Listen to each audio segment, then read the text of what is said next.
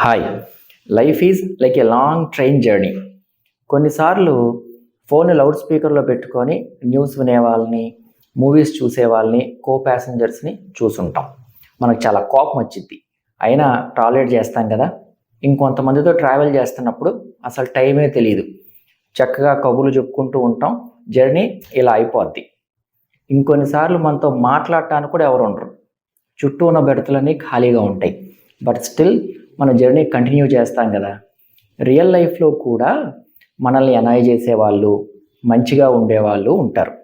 ఎవరితోనూ మీకు excess emotional attachment ఉండకూడదు, ఎందుకంటే వీళ్ళందరూ మీ లైఫ్లో పర్మనెంట్ కాదు. ఎదుటి వాళ్ళలో మనకు నచ్చని విషయాల్ని ఇగ్నోర్ చేస్తూ, పాజిటివ్ విషయాల్ని మాత్రమే ఫోకస్ చేసి అందరికీ హాయ్ బాయ్ చెప్తూ మంచి రిలేషన్స్ మెయింటైన్ చేయాలి.